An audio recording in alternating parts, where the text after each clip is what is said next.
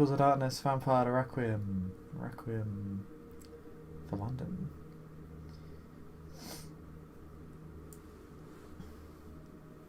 There has been a brief cold snap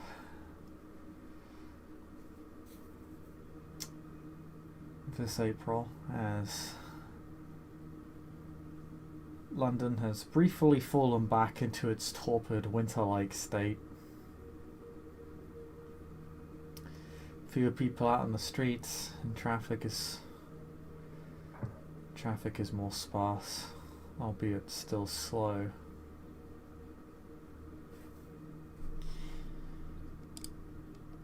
Hartwell and Samira, at the behest of a local Archon, have been encouraged or volunteered to look into an organisation called the House, as there have been reports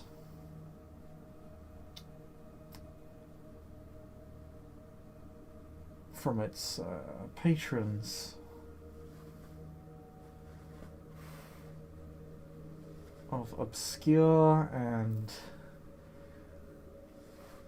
potentially masquerade-breaching activities.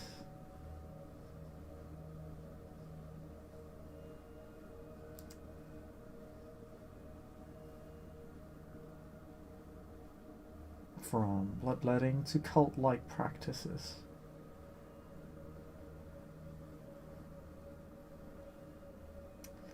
And the Archon wants it investigated to ensure that everything is above board and to know who exactly is running this organisation, what they're doing and why.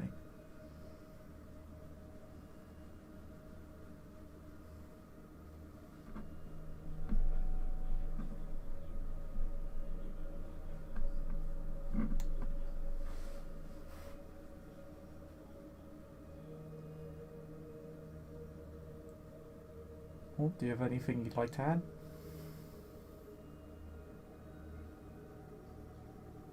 Okay. So, I was going to say, so from where he's standing, Hartwell and Samira, basically they both look, how would I best describe this? They both look like they're about to do like an infiltration Mission Impossible style, is the only way I can vernacularize this. Relax, the obfuscate will cover most of it, but like, full face masks. Let's go in hardcore, shall we? Because they're going to have security, so even if they catch us on security, well, we're going to have, we will be physically obscured as well as mystically obscured. But he just kind of looks at Samir and goes, "You don't have a problem with snakes, do you?" No. Okay. But I don't like the way you asked that. No. From what little I've been able to ascertain about this cult, it has a particular fascination with Medusa. And apparently, though I don't know much about them, there is an obscure bloodline of Ventru who call themselves the Gorgon. Aha. Aha. So, snakes? Question mark? Snake. Okay. Snakes. But yes, let's go get what information we can. Question, does Samira do computers?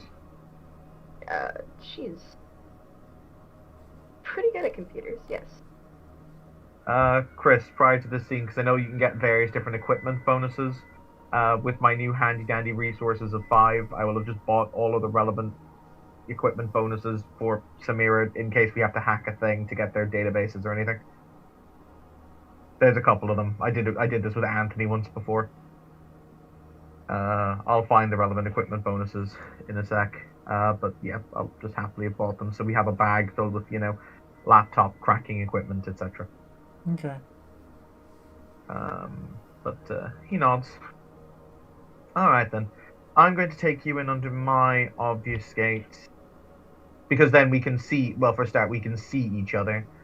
Mm-hmm. And I believe mine might be a little bit more advanced than yours. Sound like a plan? Likely. Yep. Alright. remember, don't speak. Both of our phones are on silent, so if needs communication, text is preferable. All right. I'm gonna crack my knuckles. I'm gonna obfuscate 3 myself. I'm gonna boop. I'm gonna give Samira the boop to obfuscate her as well, spending the blood.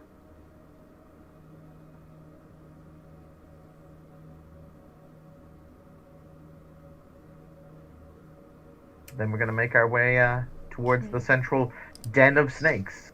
I guess. Snakes live in a den. I don't know. Okay, so you spend 2 vitae. Mm-hmm. One for yourself, one for Samira. And you head off to, or at least where the newspaper ad told you where they would be meeting up at Hazelwood Gym.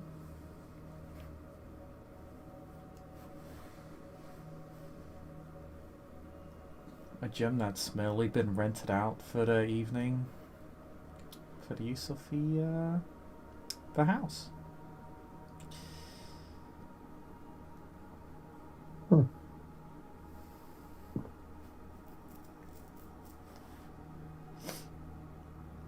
So when you get there, you obfuscate.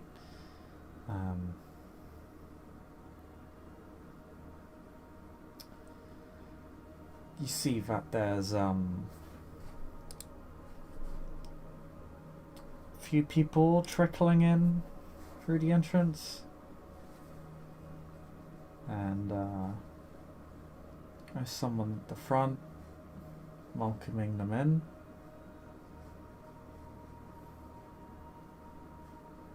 Saying hello, wishing them a good evening. Does the person at the front have a predatory aura or no? No. Okay. For all intents and purposes, they're a human. You sense a steady heart rate and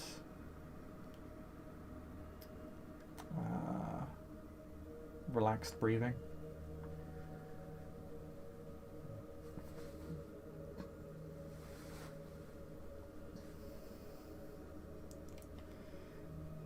Seeing you follow people on in.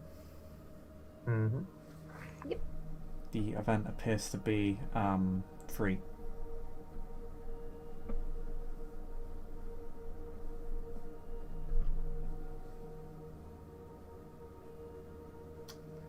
So you head on in.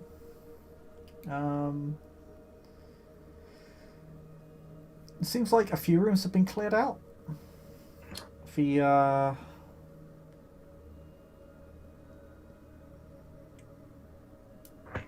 The largest hall, or largest room, has been set up to be something of a presentation. You see a whole bunch of deck chairs evenly placed out.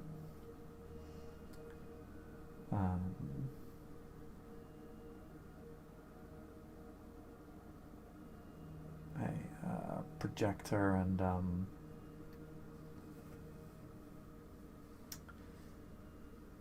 board for it to project onto. Looks like the presentation hasn't started yet.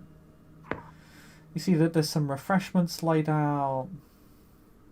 A couple of other rooms where refreshments in place as well. Break area, a few bean bags. A TV. It's all fairly low-key.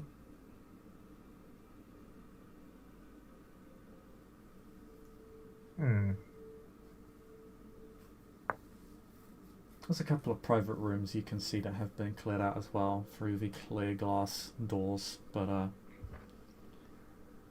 they appear to be like more formal or private spaces. Probably for one-on-ones or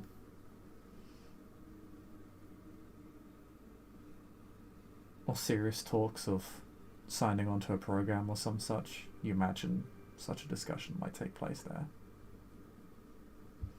You can also see a few members of staff handing out pamphlets to people. They're very, very nice, very approachable, but they and they seem to be able to handle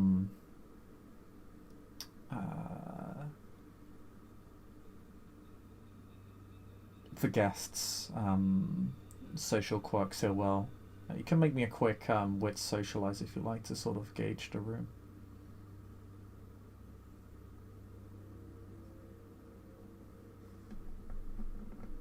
Behold my mighty dice pool.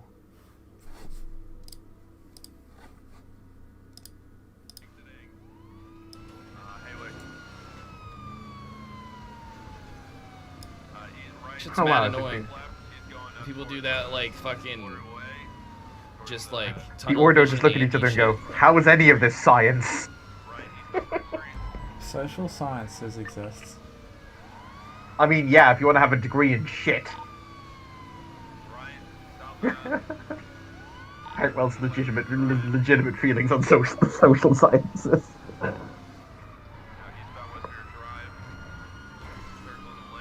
I have a real degree.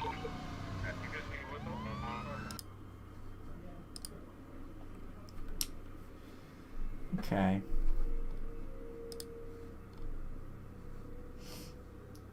Did you actually succeed? Yes, I do. Okay. Then, you can see that most of the people here seem to have either a general lack of, like, chronic lack of confidence or some degree of social anxiety. Some of them may have deeper issues, but you only got the one success. But pretty much everybody here is emotionally vulnerable. You have a few cynics.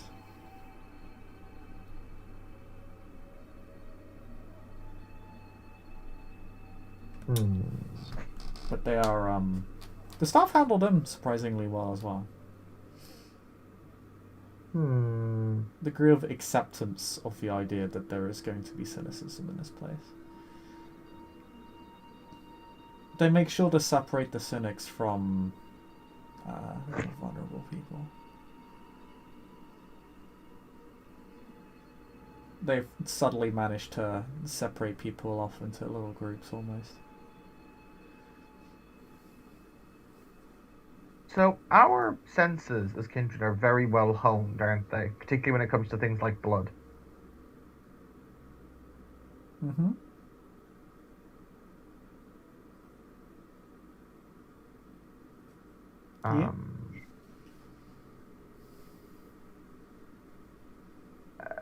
Do we scent or smell any blood, particularly kindred vitae, coming from the refreshments?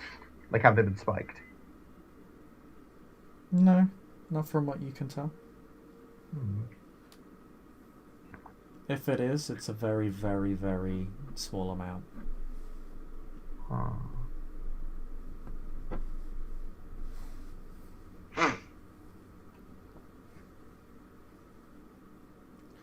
So what do you think, Kathleen? Should we pervade deeper into the Viper's nest? Yep. Onward we go. We're going to basically check out the other rooms. Okay. There's not really much going on in the other rooms right now. There's a few people there. A few people have made themselves a bit more comfortable there. You know, it's how the staff have managed to separate peoples almost by sort of guiding them off into different rooms almost. People with different issues likely to be compatible with each other.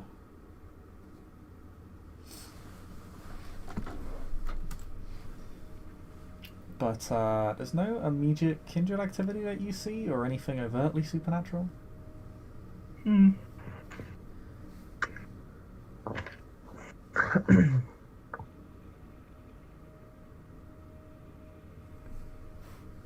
I just send a text message to Samira basically saying, this seems more like Mr. Rogers' family than it does the Manson family.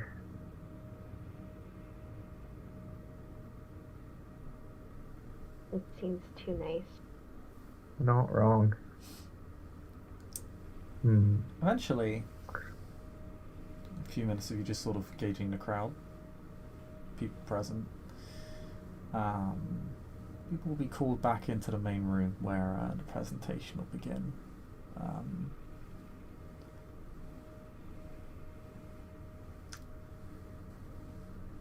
It very much, from your perspective, as individuals who are, as two individuals investigating, it's very, it is a video that is very, very much an advertisement, if you understand what I mean.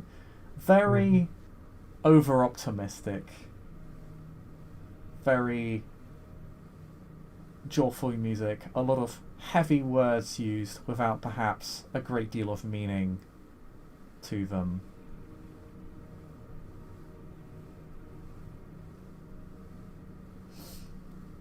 Respect, love and respect yourself. Yeah, Oh, keywords. Synergy.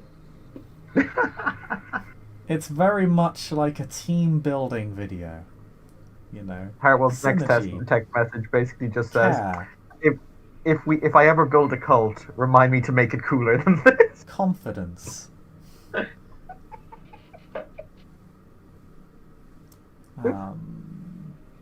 The video seems to speak to the viewers directly, almost as if it's asking, like, whoever's watching a question like, are you suffering from a lack of confidence? Are you suffering from this? We can help you.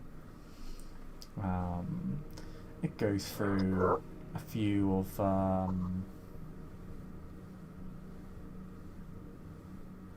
the services and activities that are going to be provided, various programs available.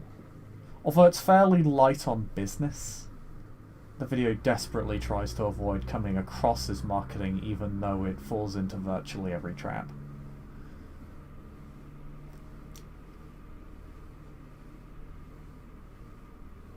And eventually, as it ends, one of the women, the front row, will stand up and she'll introduce herself as Henrietta and begin speaking about the business. I'll just put her in the what you see. Does she possess that sweet, sweet predatory aura? No. There are ways to hide it, of course, such as through obfuscate. Would I get to clash with that though to try and see it with my auspex? You can roll me Auspex plus blood potency if you like. These are numbies. You know what? I'm going to spend that willpower because I sense this might be important. Bringing me up to 10. 3 of the successes, Chris. Yeah. She's all smiles. She's very much, good evening. I'm Henrietta. I'm here to talk to you about the house today. It's a pleasure to see you all. She tries to, get everybody talking, sees if she can get people to circle, talk about stuff, their day, that sort of thing. She tries to slowly shift the conversation away from her and towards the crowd. Answers any questions. Deals with the cynics.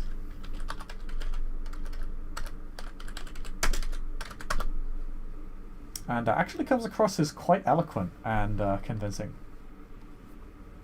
She comes across as passionate and without being inauthentic.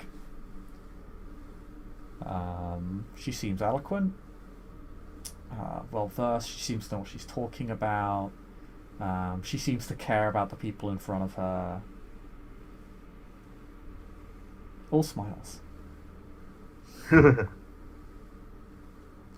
She's fairly plainly dressed. She doesn't appear to be dressed that much for business. She would be difficult to pick out of the crowd if she hadn't stood up to introduce herself. She does have a little name tag which distinguishes her on the left side of her shirt. And you can see one of the house's pamphlets in her pocket.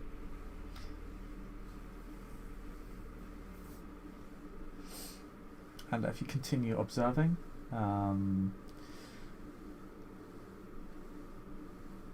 can make me a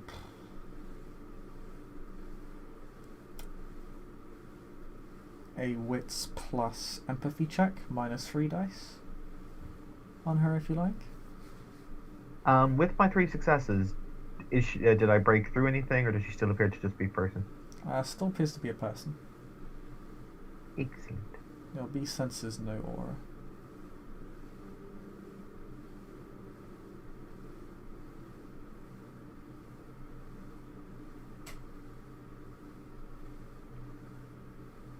One of the successes. Okay.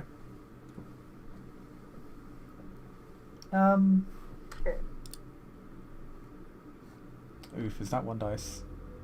Yeah. Rip. Samira. Samira wants to understand people, but in much more visceral ways.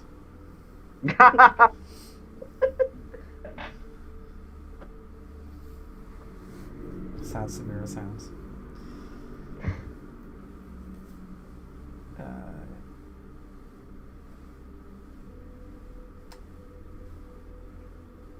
She seems to genuinely believe her own line.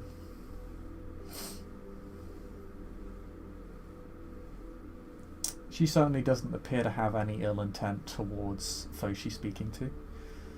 She seems to genuinely believe her ideas about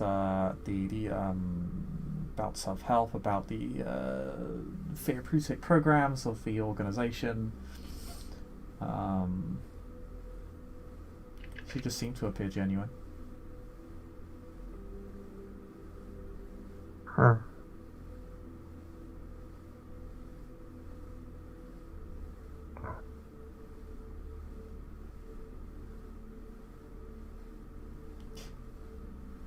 You notice when she walks off to talk to people, she's speaking to people that seem to have a bit of a history. Not just people down on their luck, but people who have been wronged in their lives.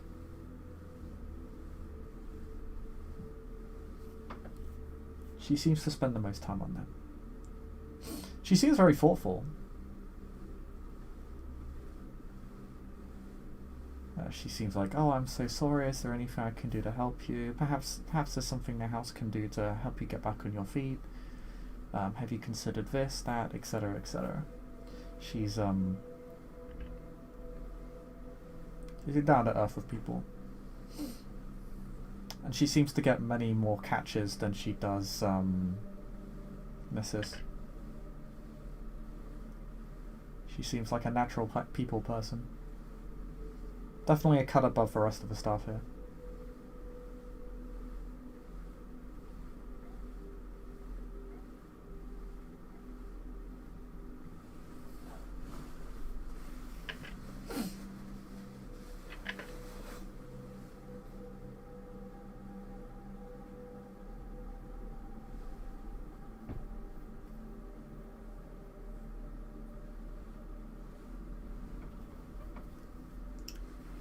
Is there anything you do while you're watching her and the rest of the crowd? People get split up again. Let's Auspex 2 this woman, shall we? Okay. I can never remember the dice pool for this. Because it uses a whole bunch of different dice pools. Yeah. Yeah, they do tend to vary a little bit.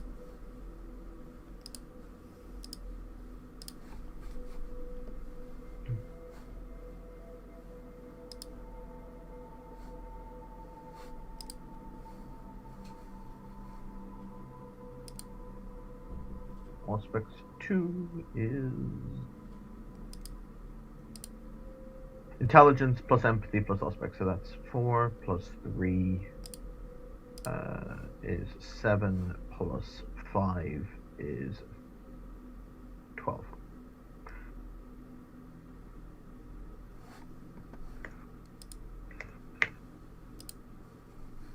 Alright, so I get an exceptional success. So, because he's not exactly sure to believe his beast or not, my first question is going to be, is she a kindred?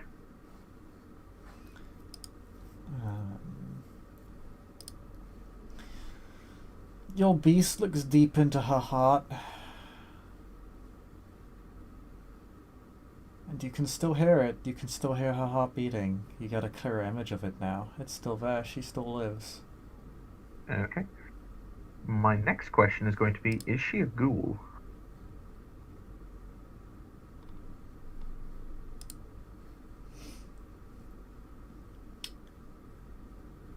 Now that, as your beast looks into her once more, as it looks not at her heart, but the quality of her blood, you can sense a hint of the power of the kindred within her. There it is. I believe the phrase is still correct. Who is her domitor? Yeah, that's still the correct phrase. Or regnant, I believe. It's both? Mm.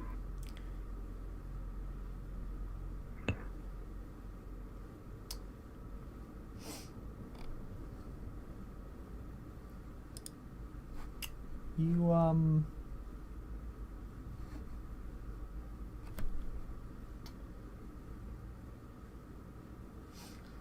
your beast looks into her once again. And it feels you see the invisible chains placed upon her come into view.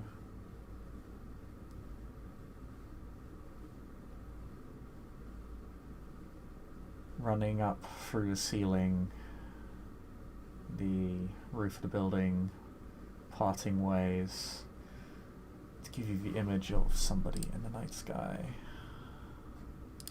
I'll just put them in the, let me see.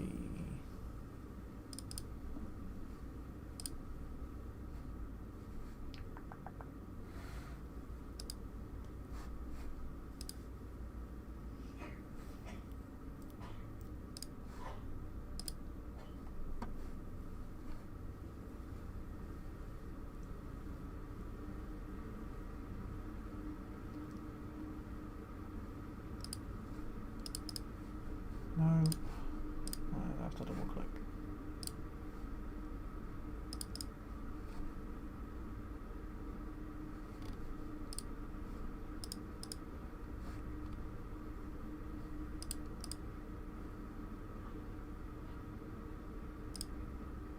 There you go. That is who you see in your vision.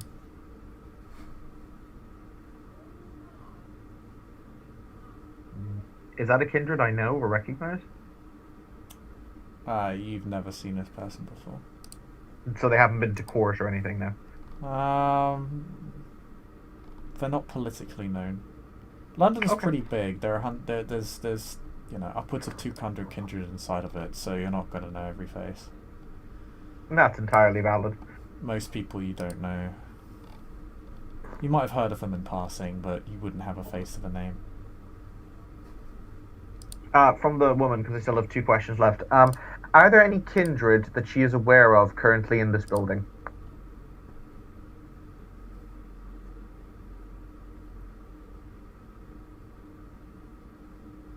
Sorry, what?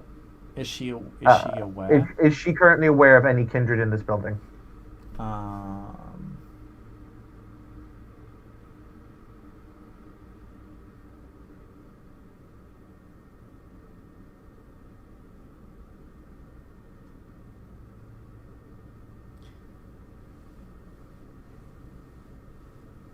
Your beast does not sense that she is aware of any others of your blood. Good. Good. And I take it that they've just rented this space for the night, correct? Like the house has rented this space for the night? Yeah. You're not really sure of much else. You'd need to do some background research to see what other places they rent out, or if they've rented this place out before, etc., etc. Oh no, my last question was, how does she intend to leave this place? Like, does she have a car? Etc.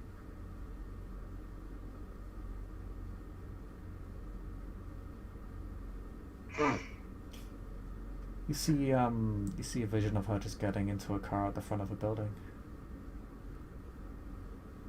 very calmly texts Samira. She's a ghoul. I don't think there are any other kindred here. My idea, let's black bag her. Thumbs up emoji. Excellent.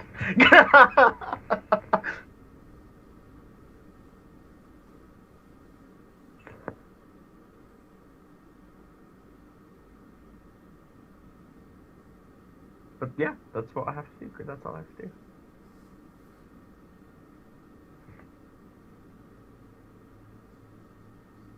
So I think we're just happy to listen to her talk. Okay. Oh, sorry. I will fire off one text. I'm gonna tap my status in the Ordo here, Chris. Do I know somebody who is? Because obviously it's not my primary coil, but I'm pretty good at it. But do I know someone in particularly in my organization, aka in the Order of Mysteries, who would be a very good practitioner of the coil of the Voivode?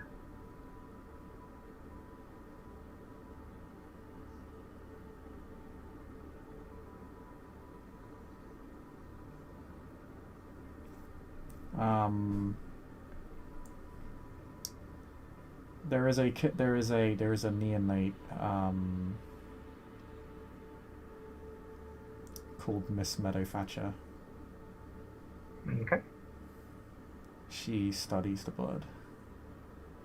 Good. Basically going to send news to her on the grapevine that I require her assistance in the snapping of a blood bond, because I know you can do it with my coil. I just don't have that particular scale.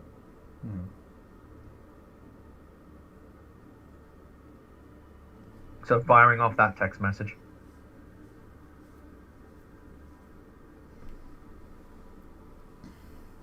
But yeah, other than that, we're just going to wait. Okay. Then, as the night goes on, she sends a few text messages during her time there, in between servicing the guests, making sure everybody's happy. She networks with a lot of them. And eventually the night will begin to come to an end, at least for her and the group. As the session ends, or the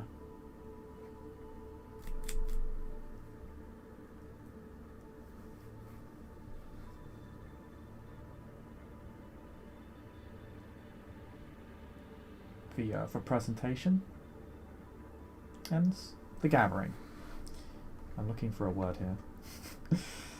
As the gathering ends, and everyone begins to part. We have a few of the guests still hang around the building, just still talking. Seems like it was a nice night for them. They've managed to warm up to each other a little bit. Even perhaps make nice of each other. Yeah, rest of the staff begin to pack up. There's not really a whole lot to get rid of, so they're done within a few minutes of the gathering ending.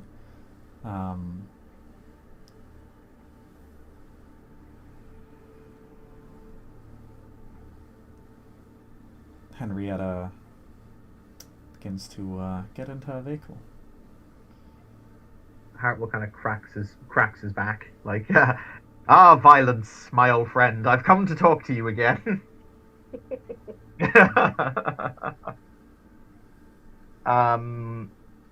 So, yeah.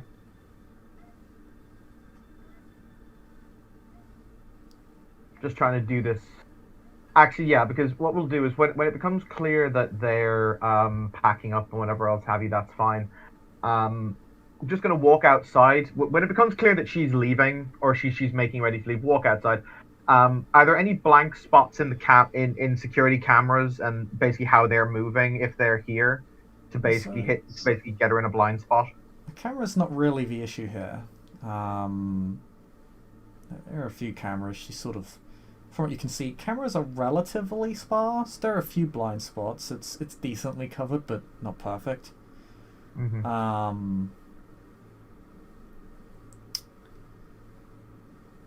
her car's at the front of the building, and that's where a few remaining guests are, and where most of the rest of the staff is going. A lot of people are beginning to leave. Mhm. But your issue is more that there's eyewitnesses.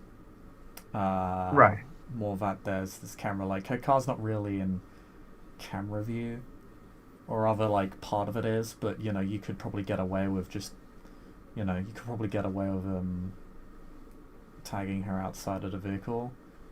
The issue is that there's humans, and if they witnessed what's going on or anything like that, it would be a masquerade breach.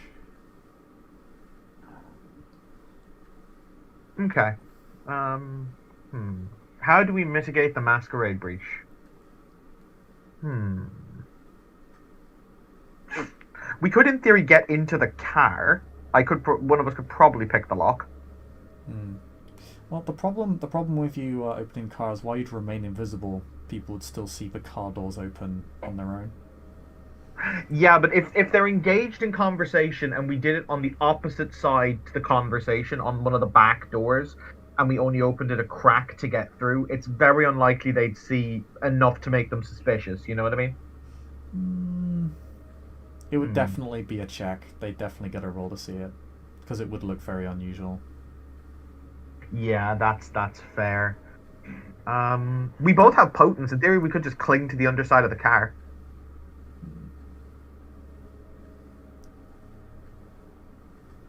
Wonder if you'd be able to do that. It's not really big enough for the both of you, though. Because, like, if you take the full length of a human, it's almost about as tall as a car, or rather, like, it's the average length of a human is close to that of a regular four-door.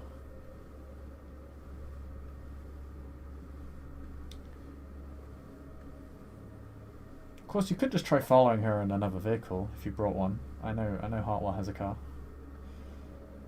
Hartwell does possess a car, and he also possesses a very good driver who could make it look like we're not following them, if you understand what I mean. Weaving in and out. Yeah, screw it. We'll get in the car and we'll follow. That seems to be the best option. Yeah, a lot of witnesses here. A lot of witnesses. She's hopefully going to a less populated area. So yeah, we'll follow her in a car. Okay. Vroom, vroom. I don't know why their goal is to just fucking attack everything they see. It's so fucking annoying. Oh my god. During this downtime, I'm buying that sweet first dot of Dominate, and then this entire fucking foray becomes like a bajillion times easier.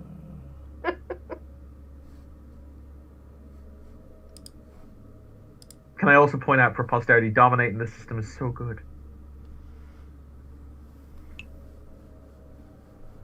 Dominate is quite good. So yeah, let's just car follow, Chris.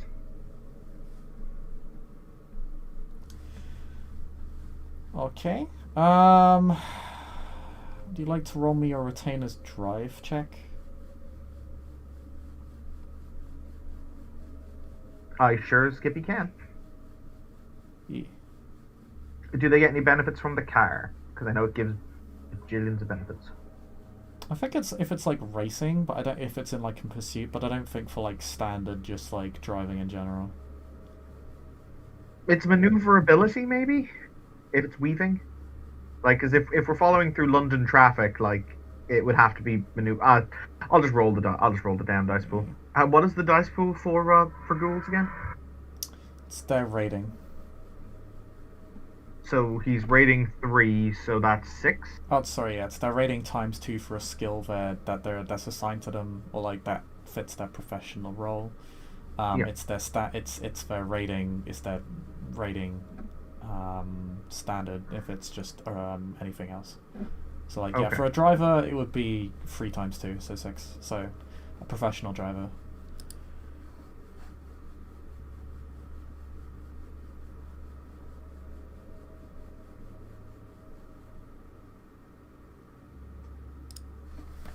He'd be out here getting 3 successes. Okay. Yeah, You're able to follow her.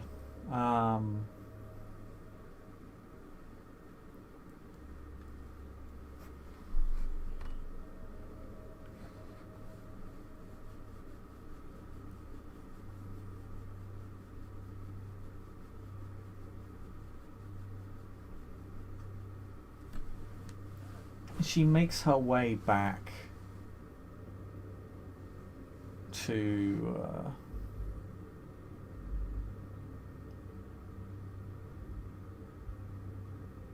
an apartment complex in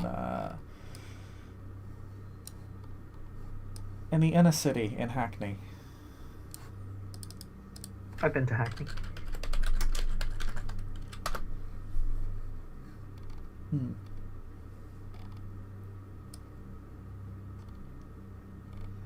Cracks knuckles. In Hoxton. All right. Oh. Yep. Because it would be the perfect time to do it. Most of the parking in London is in high-rise car parks or private car parks, which are built around the same design as high-rise car parks. Does she park a car in one such place?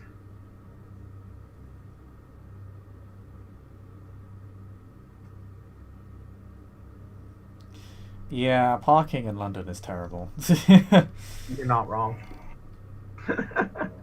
It's not bad if you like live there, and a lot of places have like, you know, specific parking for their residents. That's okay if you get that, but yeah, other than that, it's shite. This is the Chronicles of Darkness. They don't even have that going for them. Oh well, there you go. The streets are chronically overcrowded with cars, which have contributed to the increase in traffic accidents within this setting. So, yeah, Hartwell and Samira will just approach her, still under obfuscate, because there's no need for us to break it. I suppose we can just text the driver and open the doors to our car in an alleyway or something. But you're just going to approach her, and correct me if I'm wrong, Chris. Bashing damage will just knock her unconscious, right? Yes. Okay. Lethal damage will kill her. So if I just punch for bashing damage, it's probably the call here, right? Yeah, that would definitely be the call. If you killed her, you'd sort of lose your only lead.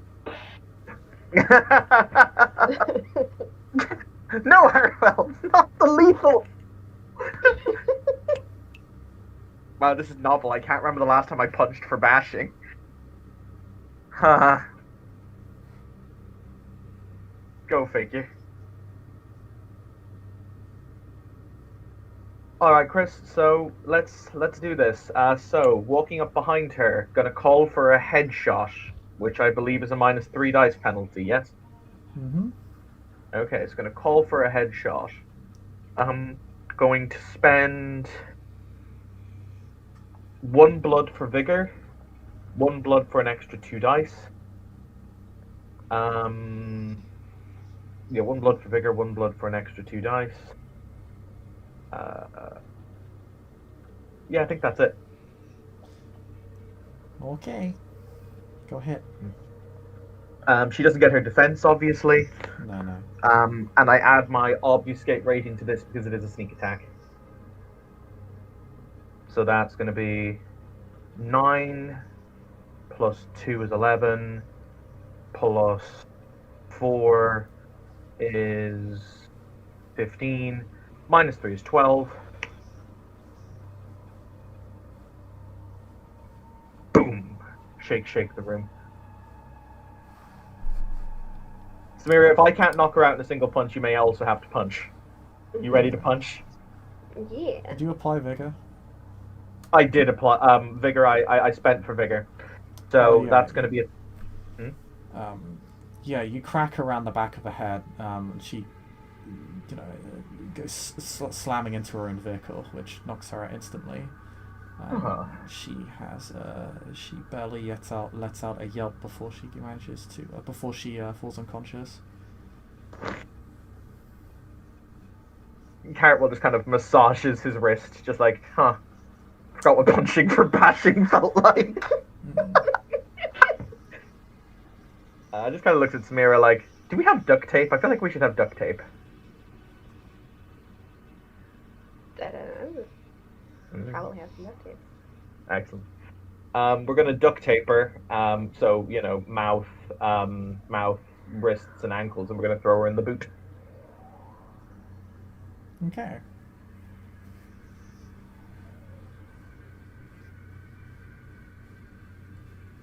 And I assume you drive away with her. I should make a note for you because she did slam into her vehicle. It dented her vehicle pretty badly and broke the glass of the window that she was just next to.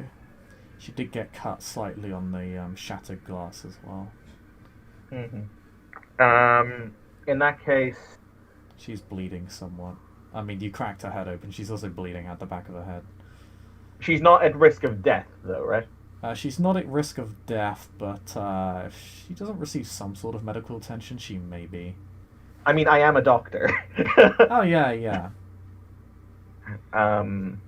Alright, so... Yeah. Hartwell basically just looks at Samira and basically says, right, take her back to my laboratory, which is basically the warehouse I got from Hackett back when I seized Hackett's shit. Take her back to my lab. I'm gonna just clean the scene basically, and I'll take her car and I'll bring it back to my lab basically.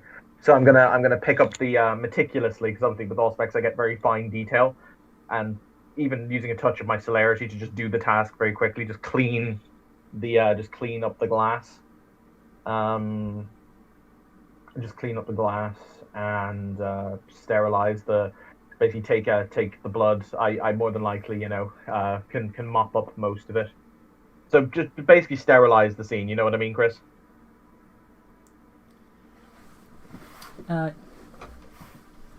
Sorry, what are you trying to do? Oh, okay.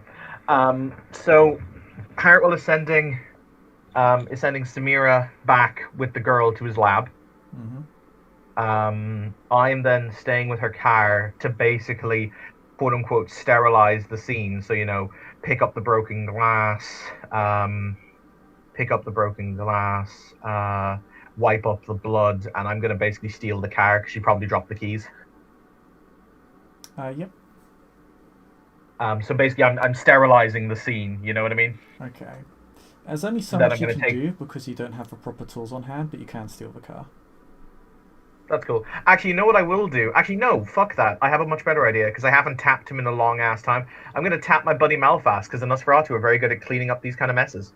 Okay. Basically, see if he'll do me that solid. Okay. Because I haven't done anything with him in a really long time, so he might just say, sure, I've got a cleaning crew I can use, Okay. But yeah, in that case, we'll just bring her back to my laboratory. Okay.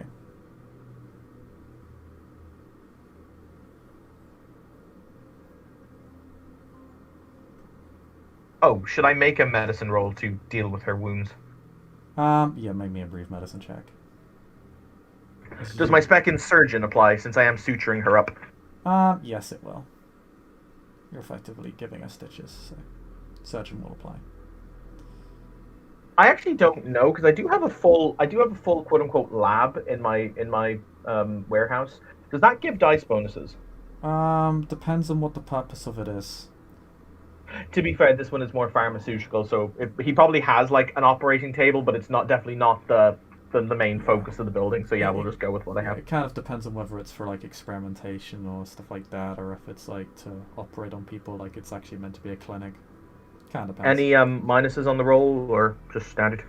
No. It's less that her life is at risk, and more that it's less that she took bashing damage, and more that she still got hit with her vigor. So it's still some nasty injuries, but that's 3 successes to deal with her injuries. Yeah, you're able to patch her up just fine. When she wakes up, she'll still have a concussion, of course, but at least she won't be at risk of having any immediately serious health concerns that might inhibit your interrogation. Mm-hmm. Hartwell is also going to chug the three blood points from his flask. Mm-hmm. But kind of looks at Samira. For the record, this is Hartwell's lab, so can we just assume that the operating table comes with metal restraints? I would It's assume you Hartwell's have. lab. I would assume you have some restraints. Yeah. Just those things that clip down over the wrists and over the legs. It's Hartwell's lab, of course he does. But yeah, I'm going to inject her with a stimulant to wake her up. There's no nice coming around in my laboratory. Okay.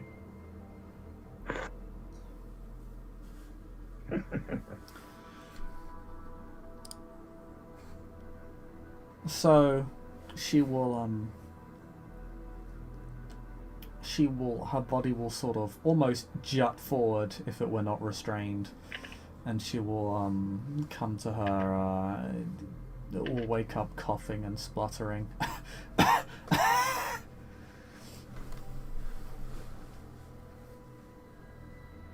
Ah, she's awake. I owe you £5. I thought she'd be an extra 15 minutes. Good morning. She takes a moment. Her eyes look very scattered as they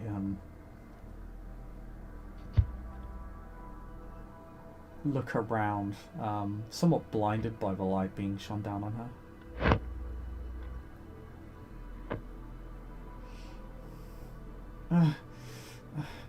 Who are you? Well, I'm Dr. Hartwell, and this is Miss Alfassi. It's a pleasure to make your acquaintance.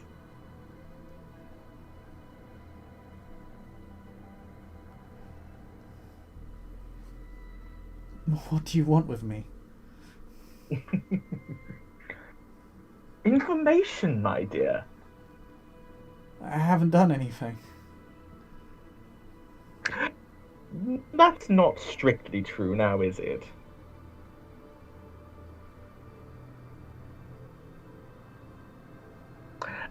He leans in very close and he just says, "So, I'm curious. How many times did you drink the pretty little blonde lady's blood?" I don't know what you're talking about. Oh, now, of course you do. Hat, cross around the neck, rather pretty.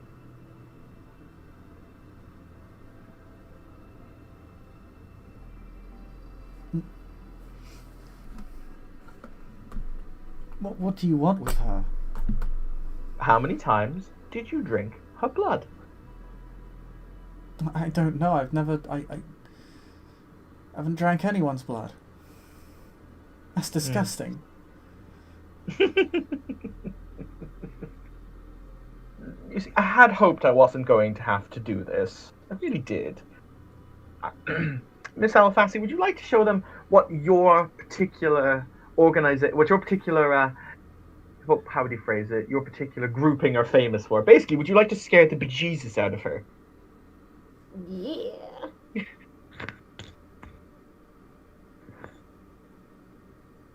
we're gonna go. You know, do some dread presents.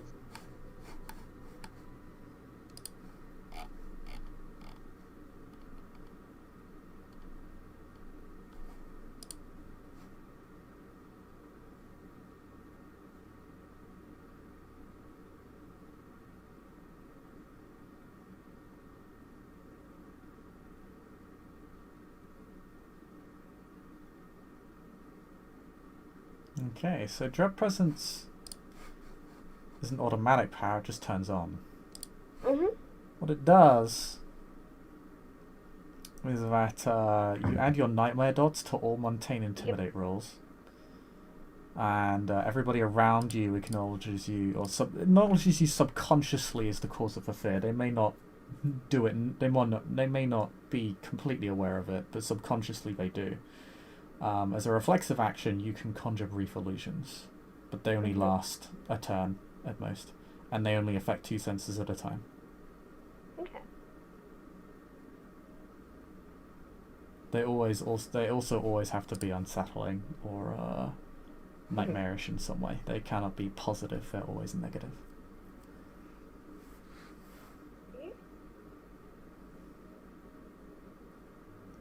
What is your nightmare rating? 3. Oh, really? Okay, so your nightmare is quite strong. Drunk.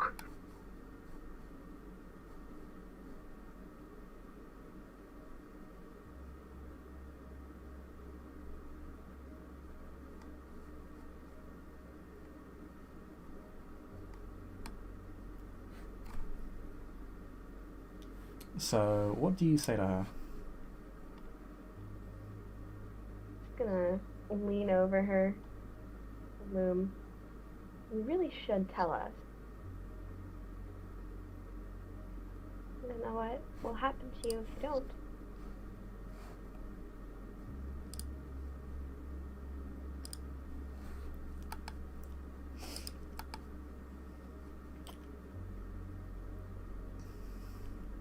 What are you going to do to me? Let me go! Let me out!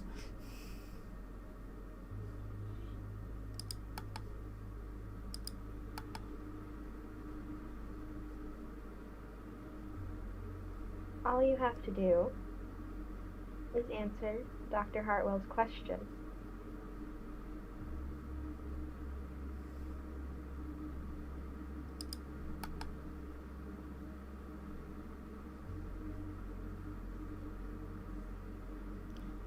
Make me an intimidation check.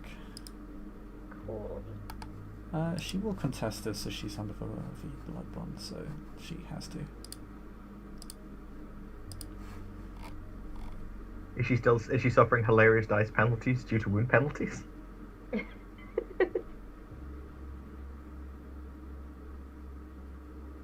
did almost crack her skull like an egg. Specialty of threats of violence. Apply.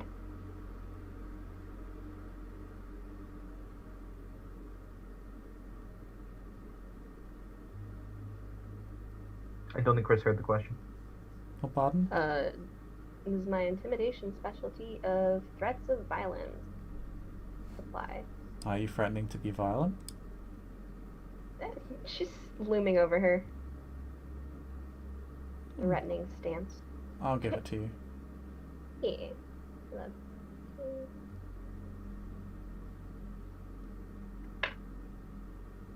That was sad. 1 success.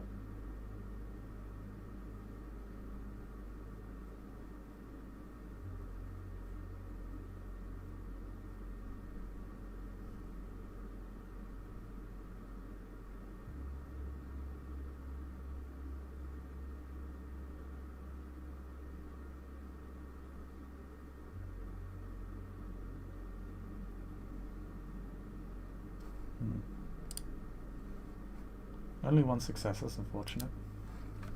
Yeah. She does have dice penalties because yeah, she is heavily injured. She does have a health level 3 now though.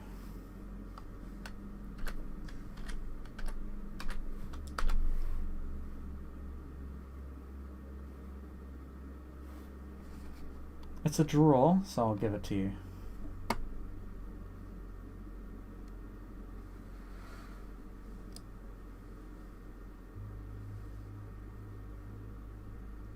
So, with your horrific aura of supernatural dread, she winces and cries and says, "Please don't hurt me. I'll tell you anything."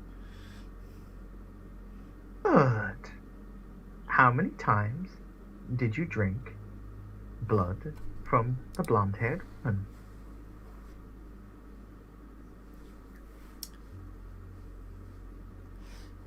You can tell the words literally catch within her breath. The blood bond over her is quite strong. Mm-hmm. She does splutter out. Free. Ah. You see, I was hoping you wouldn't say that. Now that means we have to do something unpleasant.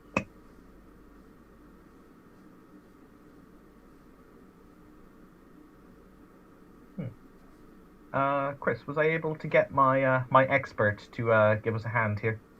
They'll be available in 24 to 48 hours. They're not going to. They're not available right now. She has her own business, so that's pretty much what she responds to. Like she won't be around immediately, but she will be around tomorrow or a couple of nights from now. That's entirely fine. But until then, fine, my dear.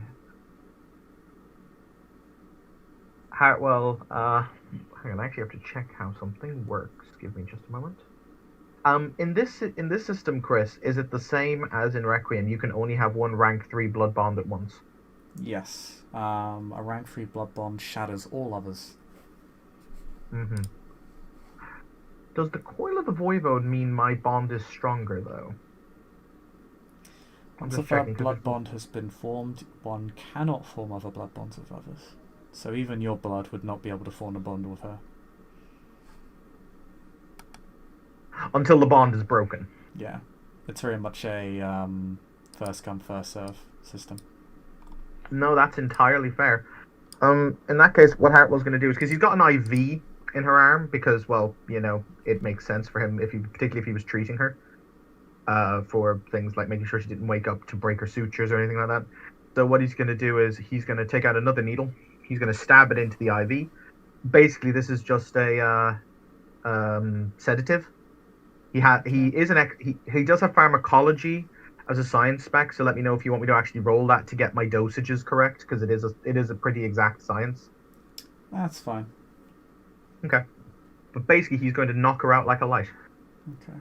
And I'm going to keep her sedated, basically until I get my expert, at which point I will have the blood bond broken and create a new one with myself using the coil of the Voivode.